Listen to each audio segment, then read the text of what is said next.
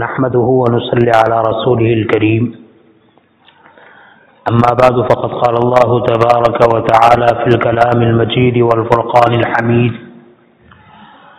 فأعوذ بالله من الشيطان الرجيم بسم الله الرحمن الرحيم وذكر فإن الذكرى تنفع المؤمنين صدق الله مولانا العظيم۔ میرے محترم بھائیوں، دوستوں اور بزرگوں اور گھروں میں بیٹھ کر سننے والی دینی ماں بہنوں، چند متفرق باتیں بڑے ادب احترام کے ساتھ آپ حضرات کی خدمت میں پیش کرنی ہے۔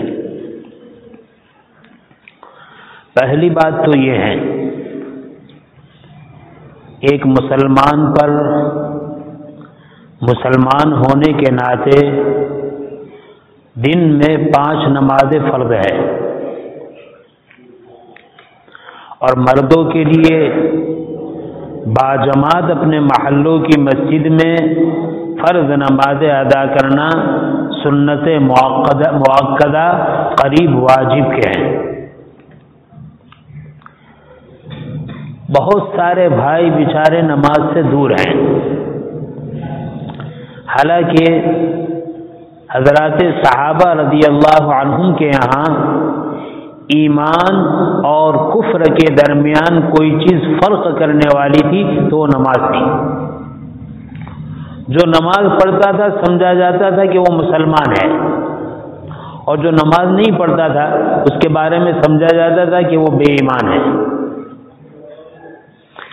اسی لیے اس زمانے کے بہت سارے منافق اپنے کفر اور نفاق کو چھپانے کے لیے باجماعت نماز کا اہتمام کرتے تھے، اور اتنا اہتمام کرتے تھے کہ بعض بوڑھے اپنے ساتھیوں کے کندھوں پر ہاتھ رکھ کر پیر کو گھسیٹے ہوئے مسجد آتے تھے۔ غفلت کا یہ دور ہے کہ بہت سارے مسلمان فرض نماز ادا نہیں کرتے۔ 80% امت نماز سے دور ہے، شور ہے، دنیا سے اسلام مٹایا جا رہا ہے، اسلام سے لوگوں کو برگشتہ کیا جا رہا ہے، متنفر کیا جا رہا ہے، یہ شور ہے۔ ایسے ماحول میں ہم کیا کر رہے ہیں؟ ہمارا کام کیا ہے؟ ہم کیسے کام کر رہے ہیں؟ کیا ہم ایسے کام کر رہے ہیں جو آدمی کو اسلام اور ایمان سے قریب کرے، یا ایسے کام کر رہے ہیں جو اسلام ایمان سے دور کرے؟ اس لیے جہاں تک میری آواز پہنچتی ہے، میں اپنے بھائیوں سے اور اپنی بہنوں سے بہت درد دل سے عرض کروں گا کہ اسی وقت سے یہ طے کرے کہ 5 وقت کی فرض نماز کا اہتمام کرنا ہے، اور مردوں کو اپنے اپنے محلے کی مسجدوں میں باجماعت نماز کو ادا کرنا ہے۔ دوسری گزارش یہ ہے، ہمارے بہت سارے بھائی ایسے بھی ہیں جو حق تعالی شانہ کی توفیق سے فرض نمازیں جماعت کے ساتھ مسجدوں میں ادا کرتے ہیں، اور وہ دیندار سمجھے جاتے ہیں۔ اہل علم کا طبقہ بھی ہے، حفاظ اور قراء کا طبقہ بھی ہے، دعوت و تبلیغ سے منسلک حضرات بھی ہیں، خانقاہوں سے ملے ہوئے متعلق لوگ بھی ہیں، لیکن جہاں تک تکبیر اولیٰ کا اہتمام ہے تو ہر جگہ بہت زیادہ کوتاہی اور کمی نظر آتی ہے۔ یعنی تکبیر اولیٰ کا ہماری زندگی میں اہتمام نہیں ہے، حالانکہ تکبیر اولیٰ کے بے شمار فضائل ہیں، اور تکبیر اولیٰ کے فضائل میں یہاں تک ہیں کہ جو آدمی تکبیر اولیٰ کے ساتھ نماز پڑھتا ہے، اس کی تکبیر اگر فرشتوں کی تکبیر کے ساتھ ہو جائے تو اللہ تعالیٰ اس کے پچھلے گناہ معاف فرما دیتے ہیں۔ بعض بھائی ہمارے ایسے ہیں جو تکبیر اولیٰ سے پہلے مسجد میں آ جاتے ہیں، مسجد میں آ کر وضو کرتے ہیں، لیکن وضو کرنے کے بعد صف اولا کا اہتمام نہیں کرتے. عام طور پر مسجدوں میں پیچھے بیٹھتے رہتے ہیں. ہر نمازوں کا یہ حال پہلے ہی بتلایا تھا. فقہا نے لکھا ہے کہ نماز سے پہلے صف کی تیاری کے لیے صفوں میں اس طرح بیٹھے کہ پہلے پہلی صفوں میں بیٹھے, پہلی صف پر ہو جائے پھر دوسری صف بنائے, دوسری صف پر ہو جائے پھر تیسری بنائے. یہ کب؟ ابھی نماز کا وقت باقی ہے, لوگ آ رہے ہیں. اور نمازی کو ان کی صفوں کے اعتبار سے ثواب دیا جاتا ہے. سب سے زیادہ سب پہلی صف والوں کو, پھر اس سے کم دوسری صف والوں کو, پھر اس سے کم تیسری صف والوں کو. دیکھو نفس و شیطان نے ہمیں ایسے چکر چلایا ہے کہ وہ یہ نہیں چاہتا کہ امت کا نوجوان مسجد کو پہنچے, اور اگر وہ نفس و شیطان سے مقابلہ کرتے ہوئے اللہ کی توفیق سے مسجد میں آ گیا تو یہ نہیں چاہتا کہ مسجد میں صف اولا کا, تکبیر اولا کا اہتمام کرے. بعض مرتبہ ایسا دیکھا جاتا ہے مسجد کے جماعت خانے یا برآمدے کی آخری صف میں آدمی بیٹھا ہوا ہے اور نماز سے 10 منٹ پہلے 15 منٹ پہلے آ گیا ہے, لیکن تکبیر اولا اس کی فوت ہو جاتی ہے. کتنی بڑی محرومی ہے. آدمی مسجد میں آ چکا ہے, نماز پڑھنے کے لیے آیا ہے, لیکن صف اولا اس کی تکبیر اولا چھوٹ رہی ہے. کیوں؟ اس لیے کہ وہ پیچھے بیٹھا ہے. روایتوں میں آتا ہے نیک کاموں میں اور خیر کے کاموں میں آگے بڑھتے رہو. جو آدمی خیر کے کاموں میں, نیک کے کاموں میں اپنے آپ کو پیچھے رکھتا ہے, کل قیامت کے دن حق تعالی شانہ جب جنتیوں کو جنت میں داخل کریں گے تو جو نیک کام میں پیچھے رہتا ہے جنت میں دخول کے اعتبار سے بھی اس کو پیچھے رکھا جائے گا. مثال کے طور پر کسی آدمی کا انتقال ہو چکا ہے, نماز جنازے کا وقت ہے, فرض نماز کے بعد جنازہ صحن میں رکھا ہوا ہے. ہمارے بہت سارے بھائی وضو کر چکے ہیں, سنت کا وقت موجود ہے, تسبیحات کا وقت موجود ہے, اور وہ بیچارہ پیچھے بیٹھا ہے اور پیچھے بیٹھے ہوئے اپنے کاموں میں مشغول ہے, بات چیت میں مشغول ہے. میرے بھائی ہم مسجد میں آ گئے, عبادت کے لیے آئے, ہمارے مردے میت بھائی کے اوپر نماز جنازہ پڑھنے کے لیے آئے ہیں. یہ سارے کام ہمیں اس بات کی طرف جھنجھوڑ رہے ہیں کہ یہ دنیا سے چلا گیا, عمل سے محروم ہو گیا, اب عمل نہیں کر سکتا. تمہیں وقت ہے, تم اپنے وقت کو ضائع نہ کرو, اور وقت کو ضائع کر کے عبادت سے اپنے آپ کو دور نہ رکھو.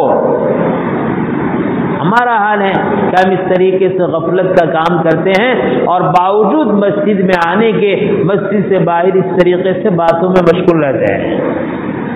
ہمیں احساس ہی نہیں. دیکھو حق تعالی شانہ غیور ہے, بے نیاز ہیں. اگر دنیا کے سارے انسان کفر و شرک اختیار کرے, اس کی نافرمانی اختیار کرے, اس کی عزت, عظمت اور کبریائی میں ایک ذرہ برابر فرق پڑنے والا نہیں ہے. اور اگر دنیا کے سارے انسان عابد و زاہد بن جائے, شیخ عبد القادر جیلانی اور جنید بغدادی اور شبلی نعمانی بن جائے, اس کی عظمت اور کبریائی میں کوئی بڑھوتری ہونے والی نہیں ہے. آدمی جتنی نیکیاں کرتا ہے اس کا فائدہ اس کو ہے, اور جتنی کوتاہی کرتا ہے اس کا نقصان اس کو ہے. لہذا میں اپنے بھائیوں سے عرض کروں گا تکبیر اولا کا اہتمام کرے اور صف اولا کا اہتمام کرے, اور صف اولا کو پانے کے لیے مسجد میں آنے کے بعد اپنے آپ کو لغویات میں, بات چیت میں مشغول نہ رکھے, بلکہ مسجد میں آ کر صف کے اندر شامل ہو جائے. اور آپ کو معلوم ہونا چاہیے نماز سے پہلے جو سنتیں رکھی ہے وہ سنتوں کا مقصد یہی ہے کہ سنت کے بعد جب فرض نماز پڑھنے کا وقت آئے تو آدمی پورے دھیان کے ساتھ فرض نماز کو دل لگا کر پڑھ سکے۔ فرض نماز میں دل لگانے کے لیے فرض سے پہلے سنتوں کو رکھا ہے کہ سنت سے پہلے جو غفلت ہے، جو لاپرواہی ہے، جو دوسری مشغولیات، ان ساری مشغولیوں سے ہٹ کر سنت کے ذریعے آدمی غیر اللہ سے اپنا تعلق توڑ کر اللہ سے اپنا تعلق جوڑ دے، اور اس کے بعد جب فرض کا وقت آئے تو جو تعلق جڑا ہوا ہے اس جڑے ہوئے تعلق کے ساتھ اللہ کی ہماتن عبادت کر سکے۔ اس کے بعد ایک بات یاد کرنی ہے،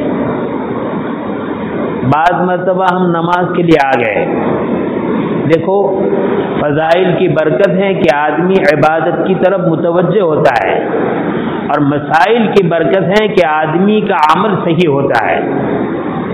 مثال کے طور پر فجر کے علاوہ دوسری کوئی نماز پڑھنے کے لیے ہم آئے ہیں، ظہر ہے، عصر ہے، مغرب ہے، عشاء ہے، تو ظہر سے پہلے بھی سنت ہے، عصر سے پہلے اور عشاء سے پہلے بھی سنت ہے، مغرب کے پہلے تو سنت نہیں ہے۔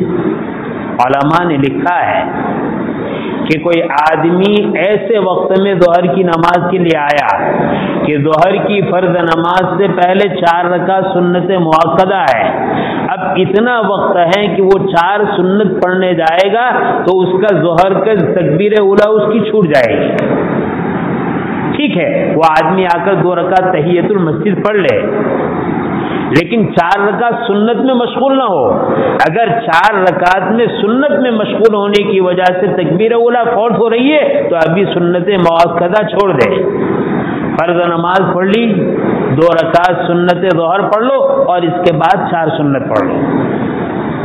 اور اگر عصر اور عشاء کی نماز ہے اور ایسے وقت میں مسجد میں آئے کہ مسجد میں آنے کے بعد وہ 4 رکعت نہیں پڑھ سکتا ہے لیکن 2 رکعت پڑھ سکتا ہے، تو عصر کا موقع ہے، عشاء کا موقع ہے، 2 رکعت پڑھ سکتا ہے، 2 رکعت پڑھ لے اور اس کے بعد فرض نماز میں شامل ہو جائے۔ ہاں اگر اتنا تھوڑا وقت ہے کہ اگر عصر اور عشاء کی سنت میں مشغول ہونے کی وجہ سے چاہے 2 رکعت پڑھے، 2 رکعت پڑھنے کی وجہ سے اس کی عصر کی اور عشاء کی تکبیر اولیٰ چھوٹتی ہے تو 2 رکعت بھی نہ پڑھے۔ یہ تکبیر اولیٰ کا اہتمام ہے۔ ہمارے یہاں تو غفلت کا یہ حال ہے کہ جب بھی کسی فرض نماز کے لیے اقامت کہی جاتی ہے تو اقامت کہتے ہوئے مؤذن صاحب کے داہنی طرف 2 آدمی، بائیں طرف 2 آدمی۔ مغرب کی نماز کا یہ حال، فجر کی نماز کا یہ حال، عصر کی نماز کا یہ حال کہ 2-3 آدمی ادھر ہوتے ہیں، 2-3 آدمی ادھر۔ مغرب کی نماز اذان شروع ہوتی ہے، پوری جماعت خانہ خالی ہوتا ہے۔ یہ کیا ہے میرے بھائی؟ یہ دینی اعمال کی عظمت ہمارے اندر نہیں ہے۔ نبی کریم صلی اللہ علیہ وسلم نے احادیث میں اس پر جو وعدے سنائے ہیں، جو فضائل سنائے ہیں، اس فضائل پر جیسا یقین ہونا چاہیے ہمارے پاس ویسا یقین نہیں ہے۔ اور فجر کی نماز کا مسئلہ یہ ہے، آدمی فجر کی نماز کے لیے آیا مسجد میں نماز پڑھنے کے لیے، اب وہ دیکھتا ہے کہ فجر کی جماعت قائم ہونے میں اتنی دیر ہے کہ وہ 2 رکعت نہیں پڑھ سکتا ہے، تو فجر کی نماز کی سنت کی تاکید سب سے زیادہ ہے۔ لہذا علماء نے لکھا ہے فجر کی جماعت کا کوئی بھی حصہ مل جائے، بعض حضرات فرماتے کہ 1 رکعت مل جائے اور بعض حضرات فرماتے کم سے کم قاعدہ اخیرہ مل جائے، تو آدمی کو فجر کی سنت پہلے پڑھ لینی چاہیے اور سنت پڑھنے کے بعد پھر نماز جماعت کی نماز میں شامل ہو۔ کیوں؟ اس لیے کہ ظہر میں تو آپ بعد میں سنت پڑھ سکتے ہیں، لیکن فجر کی نماز میں فرض نماز ادا کر لینے کے بعد آفتاب کے طلوع ہونے تک، سورج کے نکلنے تک کسی سنت اور نفل پڑھنے کی اجازت نہیں ہے۔ لہذا علماء نے لکھا ہے کہ اگر 1 رکعت فجر کی ملتی ہو یا کم سے کم قاعدہ اخیرہ ملتی ہو تو آدمی کو سنت پڑھ لینا چاہیے۔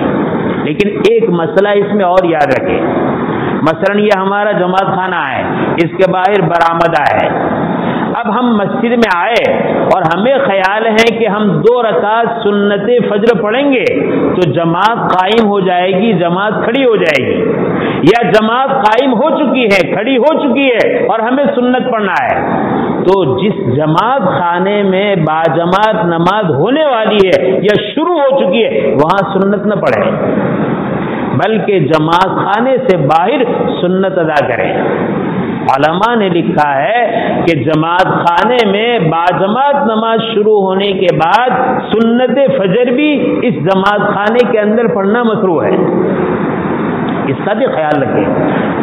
ہاں کوئی شدید پریشانی ہو، شدید تکلیف ہو، باہر ایسی ٹھنڈی ہے، ایسی آندھی چل رہی ہے کہ وہاں سنت پڑھنا ممکن نہیں ہے، تو پھر مسجد کے کونے میں، اگر جماعت خانے کے کونے میں اگر آپ نے سنت پڑھ لی تو حرج نہیں، لیکن ایسے کوئی عوارض نہیں ہے، ایسی کوئی پریشانی نہیں ہے اور نماز جماعت سے قائم ہو چکی ہے یا ان قریب نماز جماعت سے شروع ہونے والی ہے، اب سنت فجر پڑھنا ہے تو سنت فجر جماعت خانے میں نہیں پڑھنا چاہیے، جماعت خانے سے باہر پڑھنا چاہیے۔ ایک بات اور عرض کرنی ہے، پہلے بھی کئی مرتبہ توجہ دلائی، ہم نماز میں جماعت میں شریک ہونے کے لیے آ رہے ہیں اور امام صاحب رکوع میں ہیں تو ہم اس جماعت کو پانے کے لیے دوڑ کر آتے ہیں، اسلام میں اس پر سخت وعید ہے، گناہ ہے اور کتنی بری بات ہے۔ آدمی نماز پڑھتا ہے، اس نماز میں آدمی اللہ کے علاوہ ساری مخلوق سے اپنے دھیان کو ہٹا کر اللہ کی عبادت میں اپنے دھیان کو لگائے ہوئے ہیں، اللہ کی طرف اپنی توجہ لگائے ہوئے ہیں۔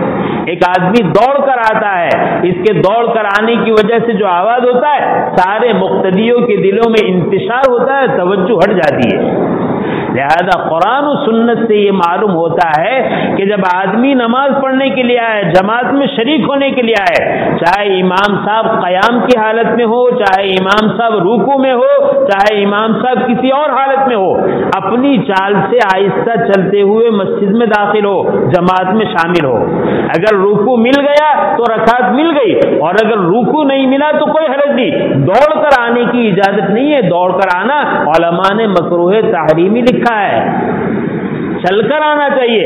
اگر رکوع مل گیا تو آپ کو رکعت مل گئی اور رکوع نہیں ملا تو کوئی بات نہیں، قومہ ملے گا، رکوع کے بعد کھڑے ہوتے ہیں وہ حصہ ملے گا، وہاں شریک ہو جائے، یہ رکعت نہیں ملی لیکن آپ کو نماز تو مل گئی۔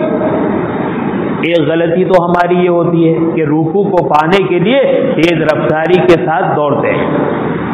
دوسری غلطی ہماری یہ ہوتی ہے کہ ہم رکوع کو پانے کے لیے چلتے ہوئے دوڑتے ہوئے آئے، جب ہم جماعت میں شامل ہونے کے وقت قریب آیا امام صاحب رکوع سے اٹھ گئے تو اب ہم نماز میں شریک نہیں ہوتے، پھر دوبارہ چلے جاتے ہیں ہاتھ پوچھنے کے لیے، یہ طریقہ بھی غلط ہے۔